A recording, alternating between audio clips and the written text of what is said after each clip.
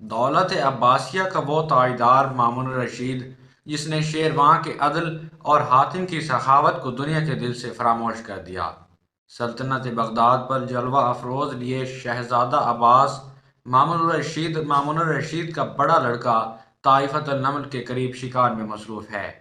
غروب ہونے والے آفتاب کی شعاعیں اب دجلہ کے قدمے میں لوٹ رہی ہیں۔ ایک حسین عورت پانی کا گھڑا بھر رہی تھی۔ عباس اس کو دیکھ کر آگے بڑھا اور پوچھا، تم کون ہے اور کس خاندان سے تعلق رکھتی ہے؟ کیا ایسے غیر آباد مقامات پر بھی جہاں پہاڑ اور جنگلوں کے سوا کچھ نہیں، حسن جنم لے سکتا ہے؟ شہزادہ اپنا فکرہ ختم کر کے دیکھتا ہے تو غیور حسینہ کے چہرے پر بل آ چکا تھا۔ اس کا چہرہ غصے سے تمتما اٹھا۔ اس نے شہزادے کا سوال حقارت سے ٹھکرا دیا اور آگے بڑھ گئی۔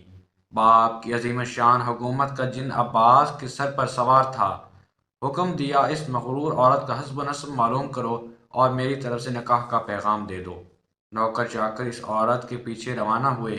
شہزادے نے اپنے شکار ملتوی کیا اور خیمہ میں آ کر خاموش ہو کر بیٹھ گیا۔ آدھی رات تک اس الجھن میں گرفتار رہا، کبھی خیمہ سے باہر آتا تھا، کبھی اندر، اتنا ایک خادم آ کر حاضر ہوا اور بولا، عورت خاندان برامکا کی لڑکی مغیرہ بنت ازدار ہے، وہ 2 بچوں کی ماں اور حسین ابن موسیٰ کی بیوہ ہے۔ اس کے ورثہ میں سے اب کوئی زندہ نہیں، صرف 2 معصوم بچے ہیں۔ نکاح کا پیغام اس کے واسطے قیامت سے کم نہ تھا۔ آپے سے باہر ہو گئی اور یہ الفاظ کہے، ہارون ہماری جانیں تباہ کر چکا، اب مامون ہماری عزت کے در پہ ہے، لیکن عباس یاد رکھے کہ اس کی شہزادگی اس ٹوٹی پھوٹی جھونپڑی کی دہلیز پر دونوں ہاتھوں سے مسل دوں گی۔ رات کا پردہ دنیا کے چہرے سے اٹھا۔ ادھر صبح صادق آل برامکا کی بربادی کا نوحہ کرتی ہوئی نمودار ہوئی۔ ادھر طائفۃ النمل کے مختصر سے مکان میں مغیرہ نے نماز فجر سے فراغت پا کر چھوٹے بچے کو کلیجے سے لگا کر پیار کیا اور کچھ کہنا چاہتی تھی کہ شہزادہ عباس کا پیغام ایک قاصد کے ذریعے اس کے کان میں پہنچا۔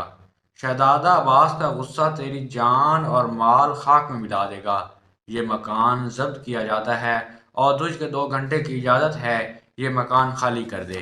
مغیرہ یہ پیغام سن کر دروازے پر آئی اور قاصد سے کہا، عباس اس وقت کو بھول جائے جب میرا دادا جعفر کا سر اس کے دادا ہارون کے سامنے رکھا گیا تھا اور اس کا بے گناہ قتل کیا گیا تھا اور آل برامکا کو 2 دانوں کا محتاج کر دیا گیا۔ لیکن برامکی بیویاں مظالم عباسیہ کو جس تحمل سے برداشت کرتی آئی ہیں، تاریخ اس کو فراموش نہیں کر سکتی۔ اتنا کہہ کر مغیرہ ایک سفید چادر سر پر ڈال کر دونوں بچوں کے ساتھ لے کر باہر نکل گئی۔ دوسری ہجری اب ختم ہونے کے قریب ہے۔ مامون الرشید کا دربار گرم ہے۔ مامون کے پہلو میں عباس تخت نشین ہے۔